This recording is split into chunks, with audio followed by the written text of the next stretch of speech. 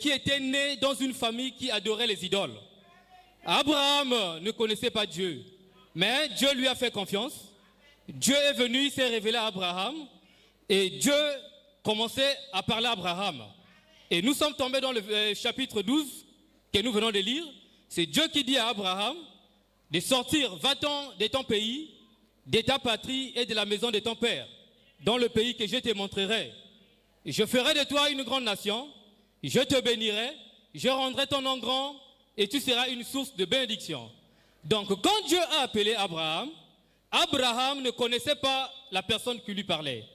Bien que dans son cœur, il savait que c'était un être surnaturel, mais il ne connaissait pas qui était ce Dieu. Mais Abraham a juste obéi, il a obéi à Dieu, et il est allé, il a fait ce que Dieu lui avait dit de faire.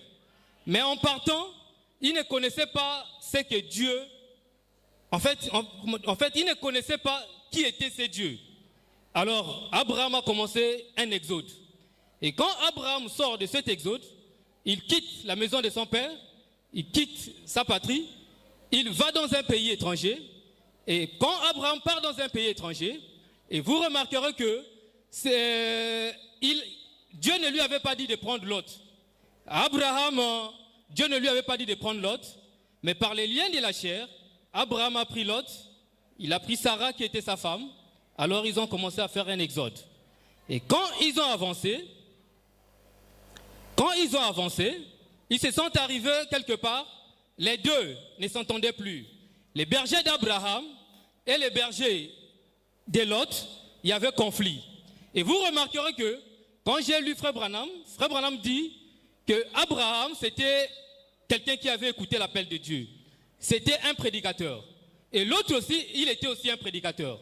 Pourquoi? Parce que l'autre avait ses bergers, il avait des brebis, et Abraham aussi avait ses brebis. Donc les deux étaient des serviteurs de Dieu. Mais la chose faisant, l'autre n'avait pas écouté l'appel de Dieu, mais Abraham, il était le seul qui a écouté l'appel de Dieu. Amen. Donc, nous aussi, ça arrive parfois aussi qu'il y en a d'autres qui n'ont pas écouté l'appel de Dieu. Il y a beaucoup d'autres qui n'ont pas la vision même, en fait, qui ne savent même pas ce que Dieu...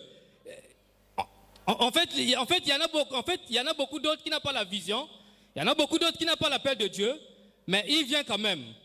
Et quand ils arrivent, c'était par les liens, en fait, par le suivisme. Donc, ils suivent le mouvement. Amen. Donc, Dieu a choisi Abraham. Donc, quand Dieu s'est révélé à Abraham, Frère Branham dit, ce n'était pas que Abraham était quelqu'un de bien.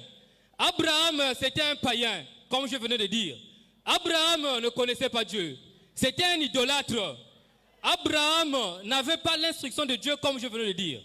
Alors, Frère Branham dit, dans la prédication La foi, nous allons le lire, Frère Branham dit dans la prédication La foi, prêché en 56, le 15/8e mois 56, Frère Branham dit, eh bien, Abraham a été appelé par l'élection. Abraham, c'est l'élection. Isaac, c'est la justification. Jacob, c'est la grâce. Et Joseph, c'est la perfection. Eh bien, au commencement, quand Dieu appela Abraham, il ne l'a pas appelé parce qu'il était un homme de bien, mais parce que Dieu avait connu Abraham d'avance. Dieu savait ce qu'Abraham ferait. Il connaissait Abraham. Il a dit, je sais qu'Abraham élèverait ses enfants dans la crainte de l'Éternel. Dieu le connaissait. Dieu vous connaît. C'est la raison pour laquelle nous, comme le membre du congrès UPCHAV, avait l'habitude de le dire, nous ne pouvons pas faire de nous-mêmes ce que nous ne sommes pas. C'est vrai. Peu importe combien vous essayez d'imiter, vous n'y arriverez pas. C'est la grâce souveraine. C'est la grâce souveraine. Amen. Donc nous comprenons que c'était par la grâce. Donc c'était par la grâce qu'Abraham a été appelé. C'était par une élection. Et Frère Branham dit aussi, c'était par une élection qu'Abraham fut appelé.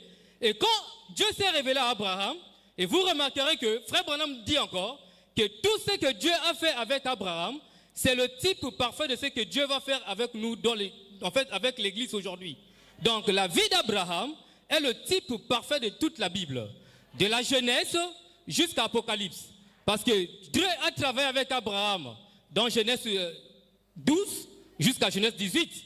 Donc Dieu travaille avec Abraham de Genèse 12 à 18. Or, dans Genèse 12, c'était la justification. C'est Dieu qui se révèle à l'homme. Ce n'est pas que parce que Abraham a cherché Dieu. Non, Abraham n'a pas cherché Dieu. Mais c'est Dieu qui était venu vers Abraham. C'est Dieu qui est venu chercher Abraham. Abraham était pour lui dans l'idolâtrie. Il ne connaissait rien. Il n'avait pas d'instruction de Dieu. Il ne connaissait pas l'instruction de Dieu. Il ne connaissait rien, mais c'est Dieu qui est venu vers Abraham. De la même manière, nous aussi, quand nous étions dans le monde, nous n'avons pas l'instruction de Dieu. Beaucoup d'entre nous étaient liés dans les choses du monde et nous ne connaissons pas Dieu. Mais c'est Dieu qui est venu se révéler à nous. Et quand Dieu vient se révéler à nous, vous remarquerez que Dieu vient, il dit à Abraham de quitter la maison de son père, de sortir dans la maison de son père, d'aller dans un pays étranger. Or, il y a trois choses qui étaient liées sur l'appel d'Abraham. Abraham devrait d'abord quitter avant que Dieu travaille avec lui. Et nous aussi, quand nous venons dans le message, Dieu a un travail à faire avec nous. Donc la première chose que Dieu fait, il demande que nous quittons d'abord. Donc nous avons d'abord le droit de quitter le monde, de quitter toutes les coutumes, parce que Dieu c'est un Dieu jaloux. Tu ne peux pas servir Dieu et en même temps servir le diable. Tu ne peux pas servir Dieu et mélanger encore d'autres systèmes. C'est un Dieu qui est jaloux. Amen. Nous continuons. Alors, de la même manière que Dieu s'est révélé à Abraham, c'est la même manière que Dieu révèle à nous. Donc, de la même manière que nous étions dans le monde, nous ne connaissons pas Dieu. Dieu s'est révélé à nous. Amen.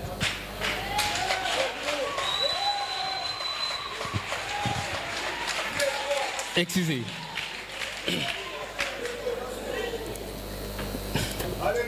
Excusez. Je reprends. Donc, je disais, comme nous étions dans le monde, Dieu s'est révélé à nous de la même manière qu'il s'est révélé à Abraham. Abraham, comme je venais de le dire, il ne connaissait pas Dieu, il n'avait pas l'instruction de Dieu. Alors Dieu se révèle à lui, Dieu se révèle à Abraham. Dieu lui dit de quitter la maison de son père, de sortir dans la maison de ses parents, d'aller dans un pays étranger. Et quand Dieu appelle Abraham, il lui dit de quitter. Alors Abraham a quitté, il a pris Sarah, il a pris Lot, et ils sont partis dans un pays étranger. Et quand ils arrivent dans un pays étranger, les deux, c'était les conflits. Les deux, ça ne marchait pas. Alors Abraham, comme lui, comme Abraham connaissait Dieu, comme Abraham, c'est lui qui avait reçu l'appel de Dieu, alors Abraham était obligé de rester dans le pays que Dieu lui avait dit de rester. Donc il n'était pas désobéi à Dieu. Alors son neveu Lot est allé dans le pays de Sodome et Gomorrhe. Et quand Lot part à Sodome et Gomorrhe, Abraham reste là où Dieu lui avait dit de rester. Souvent, l'homme regarde ce qui frappe à l'œil, mais Dieu ne nous regarde pas de la manière dont que nous regardons nous-mêmes. Alors, donc, le christianisme, c'est un problème de prédestination. Le christianisme, c'est un problème de sémence. Le christianisme, ce n'est pas quelque chose qu'on pousse. Le christianisme, c'est un problème de sémence. Donc, Dieu vient, il se révèle à Abraham. Donc, vous remarquerez que...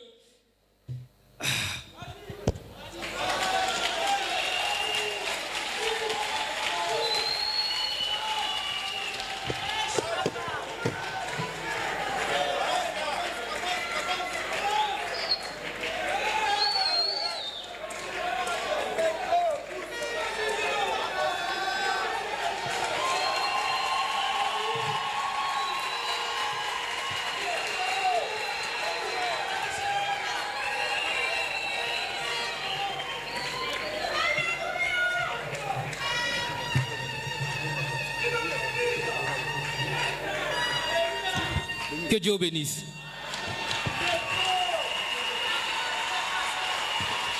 Encouragez-le, shalom à l'église. Encouragez-le, gloire à Dieu, poussez des cris de joie.